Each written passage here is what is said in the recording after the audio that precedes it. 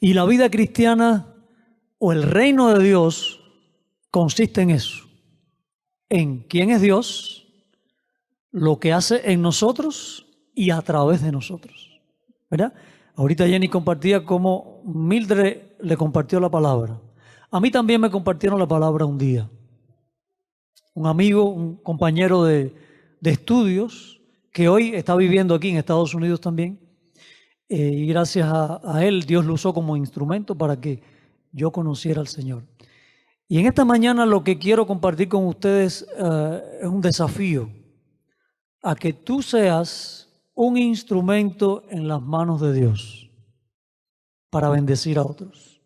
Y lo que vamos a estar usando en esta mañana, el texto, es una carta que el apóstol Pablo escribe a una iglesia que no era perfecta, era una iglesia de Dios, pero era una iglesia que tenía que aprender cosas que nosotros hoy también tenemos que aprender. Así que en esta mañana, ya son las 2:05, así que ya estamos pasado el mediodía. Yo les invito a ustedes, por favor, que busquen ahí en sus Biblias la primera carta del apóstol Pablo a la iglesia que estaba en Corinto. Así que es la carta a los Corintios. Y vamos a buscar en el capítulo número 3. Yo voy a leer solamente una parte de todo el texto que vamos a usar, porque es más amplio. Primera a los Corintios, capítulo número 3.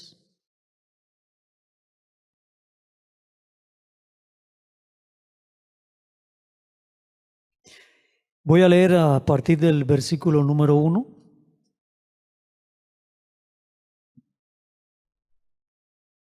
Y voy a leer hasta el versículo número 9. Repito, primero a los Corintios 1 capítulo 3, del versículo 1 hasta el 9, aunque vamos a usar hasta el versículo 23, pero solamente voy a leer estos 9 versículos. Dice la palabra de Dios: de manera que yo, hermanos, no pude hablaros como a espirituales, sino como a carnales, como a niños en Cristo. Os di a beber leche y no vianda, porque aún no erais capaces, ni sois capaces todavía. Porque aún sois carnales, pues habiendo entre vosotros celos, contiendas y disensiones, ¿no sois carnales y andáis como hombres? Porque diciendo el uno, yo ciertamente soy de Pablo, y el otro, yo soy de Apolos, ¿no soy carnales? Que pues es Pablo y que es Apolos, servidores por medio de los cuales habéis creído, y eso según lo que a cada uno concedió el Señor. Yo planté, Apolos regó, pero el crecimiento lo ha dado Dios. Así que ni el que planta es algo, ni el que riega, sino Dios que da el crecimiento. Y el que planta y el que riega son una misma cosa, aunque cada uno recibirá su recompensa conforme a su labor. Porque nosotros somos colaboradores de Dios y vosotros sois labranza de Dios, edificio de Dios. Padre, bendice tu palabra en nuestros corazones en esta mañana y permite que seamos edificados a través de ella. Y permite que podamos ser obedientes a tu palabra, y que podamos glorificar tu nombre a través de la obediencia a tu palabra. En el nombre de Jesús, amén. Es posible que todo lo que dice esta sección de la Escritura no se aplique a esta iglesia, ¿ok? Pero yo sí creo que la palabra de Dios siempre tiene algo para enseñarnos. Así que en esta mañana usted va a escuchar la palabra y usted va a recibir lo que tiene que ver con usted como iglesia. Puede ser que no haya disensiones, contiendas, celos, ok. Pero estamos hablando de la palabra de Dios que se aplica a la vida nuestra en cualquier época, en cualquier lugar y bajo cualesquiera circunstancias. Así que lo que Dios quiere en esta mañana es que tú escuches lo que Él tiene para ti y también para mí. El título del mensaje es Un llamado a ser discípulo. Un llamado a ser discípulo. Hay una gran diferencia y al final voy a cerrar este tiempo con algo que nos va a clarificar un poquito esto que les voy a decir. Hay una gran diferencia entre ser un discípulo y un mero creyente en Cristo. Así que en esta mañana, a la luz de la Biblia, tú vas a ver si tú eres un mero creyente, alguien que cree en Cristo, o un discípulo de Cristo. Hay una gran diferencia. Así que en esta mañana el mensaje se titula Un llamado a ser discípulo. Y vamos a usar este pasaje porque Pablo le está escribiendo a una iglesia a la cual él la está llamando a ser discípulos de Cristo. Y fíjese cómo Pablo introduce. Vamos a ver que el discípulo es llamado a no dejarse controlar por su naturaleza caída. Toda persona que conoce a Cristo es hecho partícipe, dice la Biblia, de la naturaleza divina. Es regenerado, es renovado, es transformado, es perdonado, es justificado. Es hecho una nueva criatura. Pero, siendo una nueva criatura, tiene que luchar con la vieja naturaleza. Entonces Pablo les está diciendo aquí a los corintios, dice, no pude hablarle como espirituales, porque ustedes son unos niños espirituales. ¿Qué les está diciendo Pablo allí a los corintios? Les está diciendo, ustedes no han crecido en la vida cristiana. Y entonces él comienza a decirles, no han crecido porque hay celos, porque hay contiendas, luchas, porque hay divisiones entre ustedes. O sea, hay características que no pertenecen al nuevo hombre, a la nueva criatura. Y entonces Pablo dice, si esas características están en tu vida, tú no estás viviendo como un cristiano espiritual. O sea, eres un cristiano porque Cristo te salvó, te justificó, te perdonó, pero en tu vida lo que estamos viendo son rasgos y características de un hombre viejo o del viejo hombre. Y Pablo les está haciendo un llamado a que ellos no se dejen controlar por eso. Romanos capítulo 7 es otra carta que Pablo escribe y allí Pablo hace una disertación de cómo comienza diciendo que que el pecado no se puede enseñorear de nosotros, porque Cristo nos ha salvado del poder del pecado. Pero nosotros no podemos presentar nuestros cuerpos al pecado. Así que aquí estamos hablando de dos cosas importantes. Una, la gracia de Dios. Tú y yo, si conocemos a Cristo en verdad, es porque hemos sido salvados por la gracia de Dios. Pero una vez que tú eres salvado por gracia, tú tienes la responsabilidad de vivir en obediencia a la palabra de Dios. Entonces, esa lucha la tienes tú, la tengo yo, que soy pastor hace 25 años, la tienen los pastores que son pastores hace 40, 50. La tiene el cristiano que nació hace 2 días en Cristo y el que lleva 80 años en la iglesia. Porque nunca se acaba. Se acaba o termina cuando vayamos a la presencia de Dios. Y en esa lucha estamos nosotros. Entonces hay un llamado de parte del apóstol Pablo.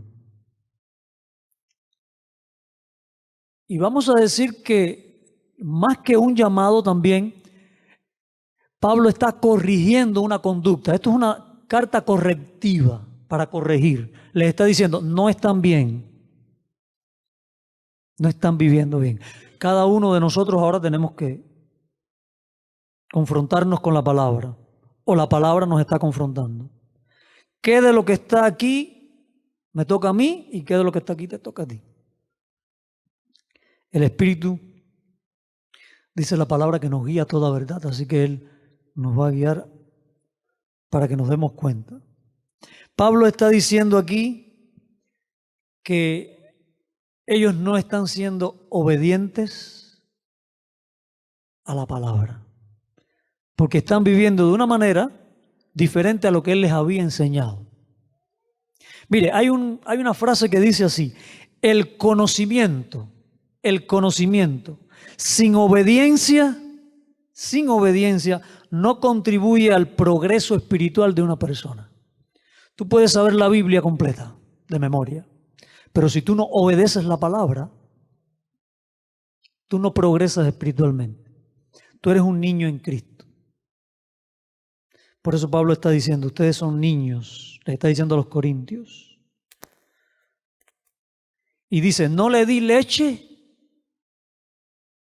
O sea, dice, les tuve que dar leche y no vianda. Fíjense cómo Pablo usa cosas de la vida práctica, ¿no? ¿Qué cosa es la leche? Es un alimento. ¿Pero qué tipo de alimento? El primario. Lo primero que toma un niño es leche cuando nace. Pero cuando el niño va creciendo y tiene 7 años, 8 y 9, yo les aseguro que usted no le va a decir, tómate la leche y con eso te va. No. El niño necesita carnita viandita. Entonces Pablo está tomando un ejemplo de la vida cotidiana para que ellos pudieran entender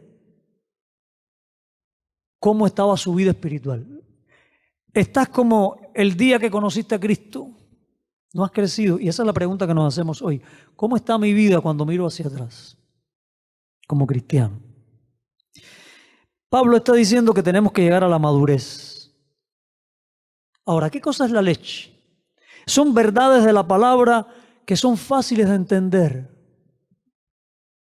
La vianda son verdades de la palabra más profundas.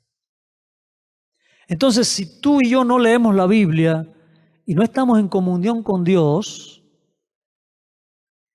no vamos a conocer más a Dios. Y si no obedecemos lo que Dios dice, no vamos a crecer espiritualmente. Porque dice la Biblia que no debemos ser tan solamente oidores de la palabra, sino también hacedores de la palabra. Así que lo primero es que un discípulo es llamado a no dejarse controlar por su naturaleza caída. ¿Qué hay en tu vida y qué hay en la mía que no agrada a Dios y que de alguna manera nos está controlando? Cosas de este mundo. Cuestiones que son de la carne o de la vieja naturaleza, que es lo que quiere decir la carne, el viejo hombre. De la manera en que nos conducíamos y vivíamos y nos comportábamos en este mundo cuando no conocíamos a Dios. Dios está diciendo, quita eso. Eso no se quita con la suficiencia humana ni haciendo ejercicio, no. Eso se quita en comunión con Dios y dependiendo del Espíritu Santo. Pidiéndole al Espíritu Santo que nos guíe, que nos ayude a quitar aquellas cosas que no les agradan. En el versículo 5 al 11 Pablo está diciendo que aquellos corintios ponían su mirada en los hombres. Yo soy de Apolos, yo soy de Cefas, yo soy de Pablo.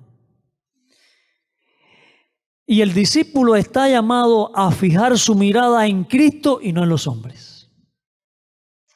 Si estás en la iglesia mirando a los demás, o al pastor, o a la pastora, al líder, no vas a progresar, porque vas a tropezar, porque el hombre falla, pero los ojos son en Cristo. Por eso Pablo dice, soy carnales porque andan diciendo yo soy de este hombre, yo soy de aquel hombre, yo soy de aquel líder. Dios quiere que tú y yo pongamos los ojos en Cristo. ¿Saben por qué? Porque miren, los hombres solamente somos instrumentos de Dios.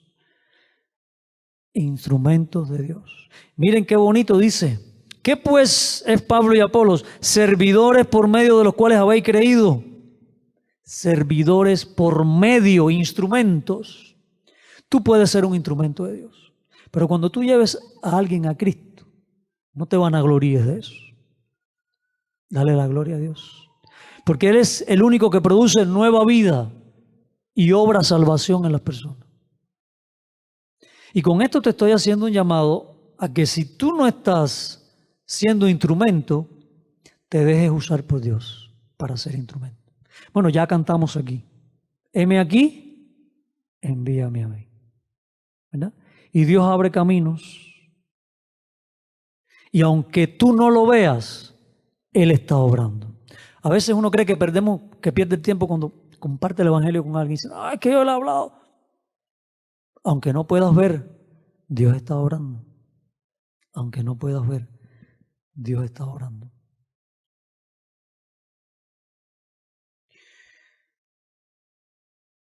Pregúntate en esta tarde, ¿qué Dios quiere que yo sea? ¿Un simple creyente? ¿Un mero creyente en Cristo? ¿O un verdadero discípulo? Así que el discípulo es llamado a no dejarse controlar por la vieja vida, por la naturaleza caída, sino a crecer, a obedecer la palabra. El discípulo es llamado a fijar su mirada en Cristo y no en los hombres. Porque los hombres fallan, pero Jesucristo permanece siempre fiel, no cambia. El verdadero discípulo o el discípulo es llamado a sobreedificar en Cristo. Y esto de sobreedificar es edificar sobre algo que ya está. Y lo que está se llama fundamento, el cimiento. ¿Ok? Aquí el cimiento es Cristo. Y todos nosotros tenemos la responsabilidad de edificar sobre ese fundamento. Porque la vida cristiana no consiste en venir a un templo, a un lugar, a un local y sentarse y alabar y después nos vamos y ya. No. La vida cristiana no se vive el domingo. No se vive un día o 2 días a la semana. Se vive todos los días. ¿Por qué? Porque la vida cristiana no es religión, no es ritual, no es un culto solamente. Es una relación personal con Cristo. Y en esa relación personal yo voy creciendo, voy sobreedificando mi vida. Y vamos a ver, a partir del versículo 12, que ustedes van a leer aquí, van a buscar allí con su mirada, que no leímos al principio, pero yo lo voy a usar ahora. Voy a leer el 10 para introducirnos. Dice, conforme a la gracia de Dios, 1 Corintios 3:10, que me ha sido dada, yo como perito arquitecto puse el fundamento y otro edifica encima. Pero cada uno mire cómo sobreedifica.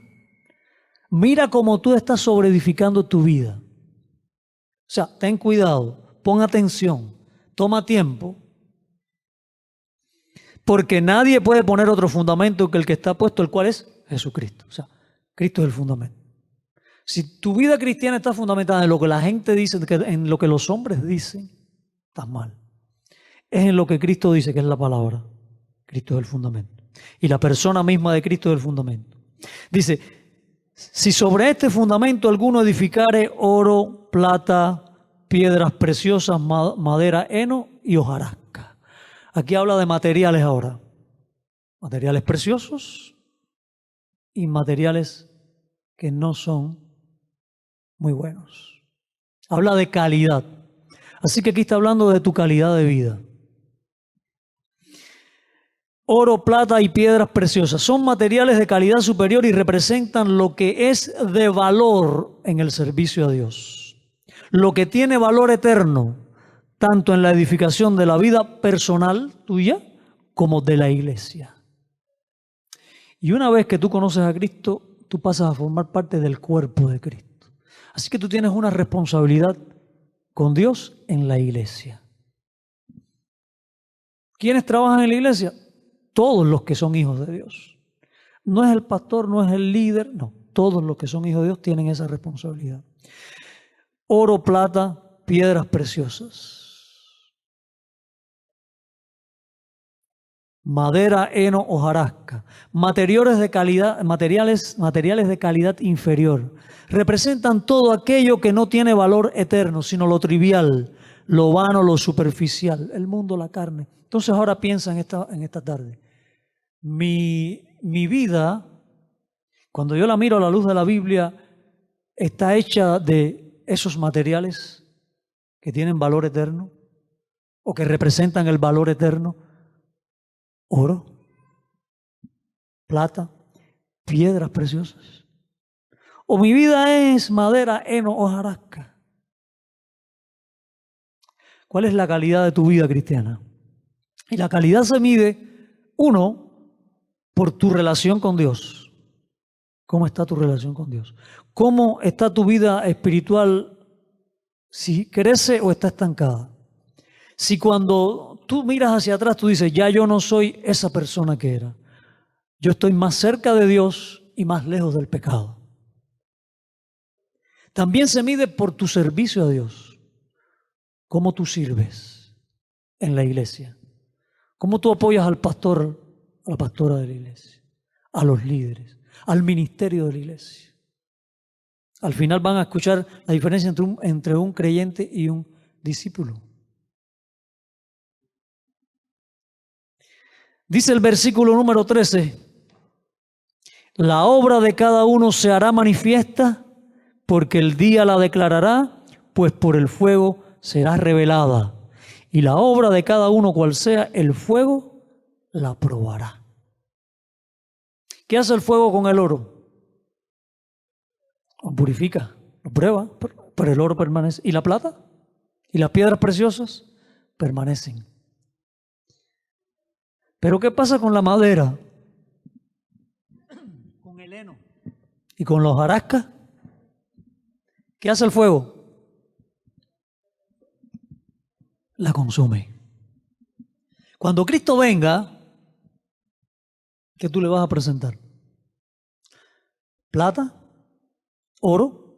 ¿Piedras preciosas? ¿O madera, heno y hojarasca? Y eso quiere decir que ¿en qué tú estás empleando tu vida ahora?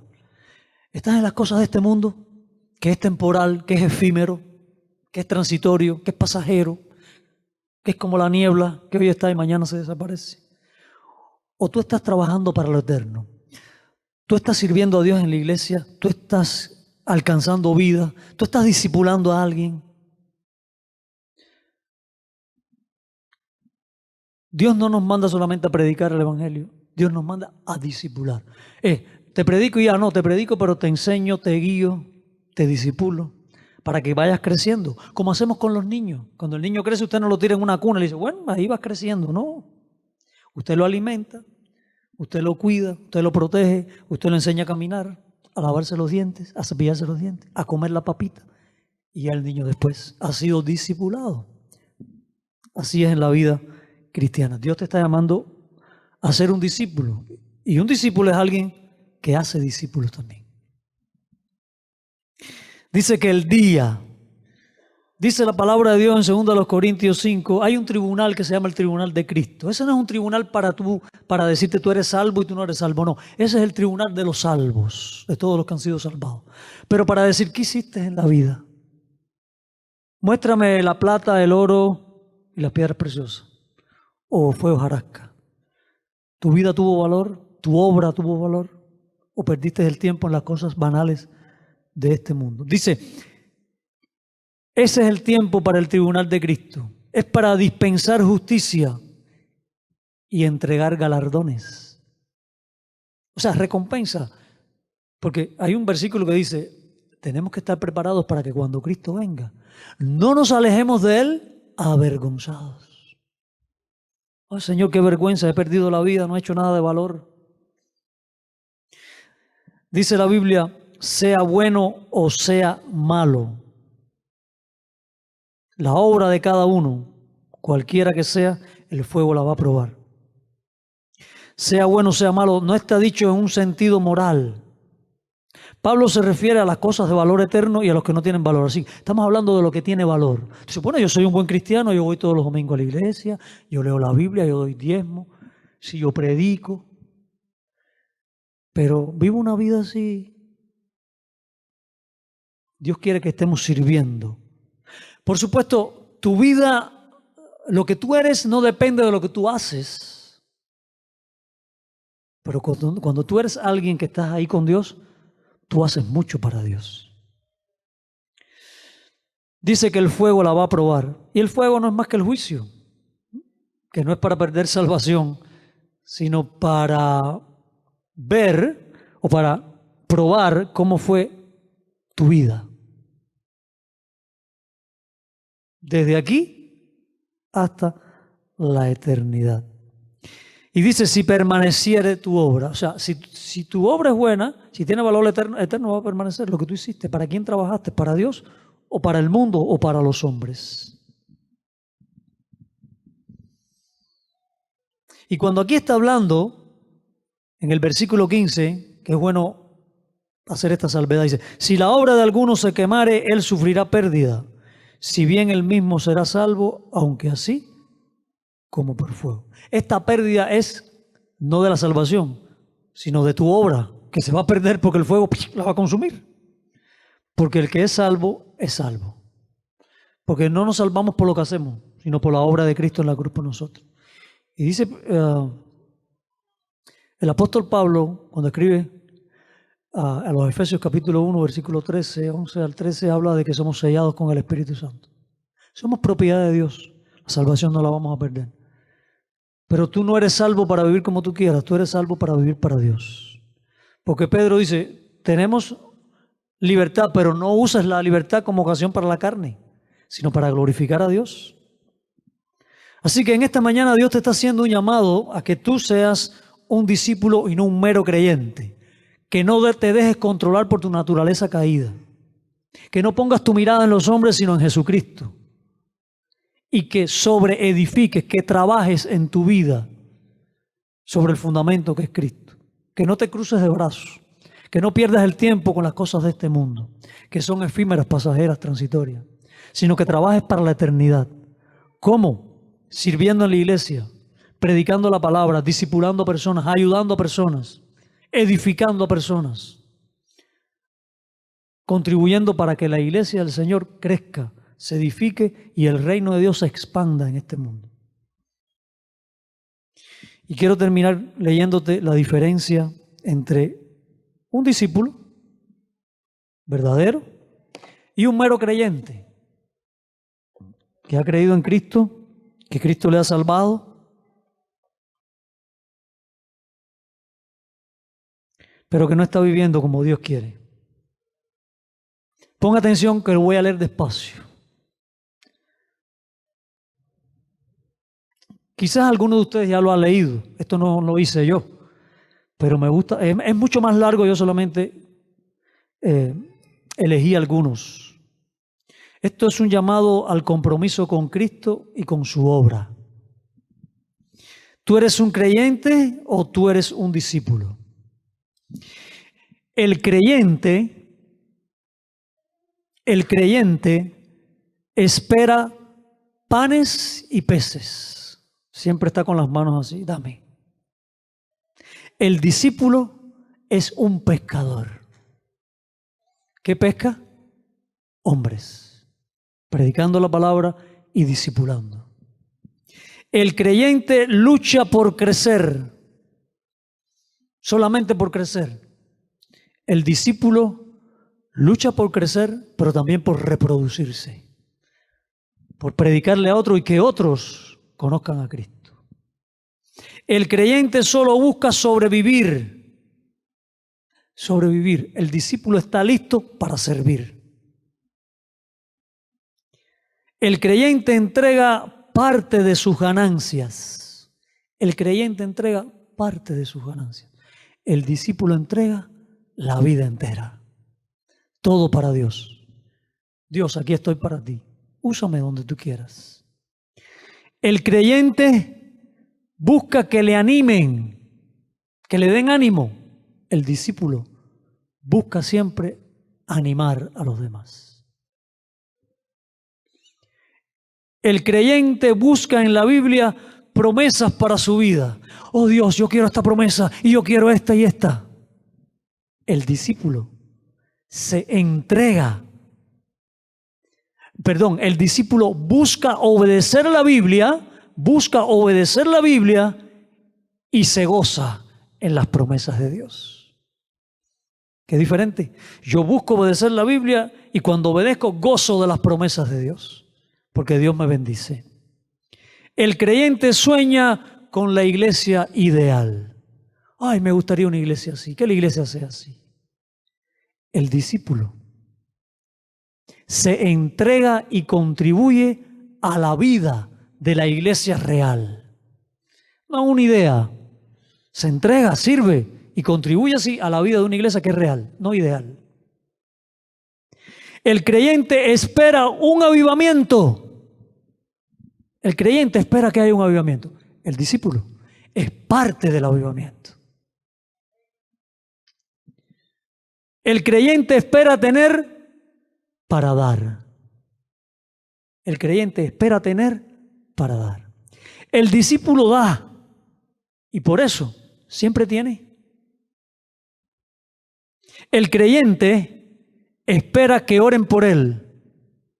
El discípulo ora por los demás. El creyente es miembro de una iglesia.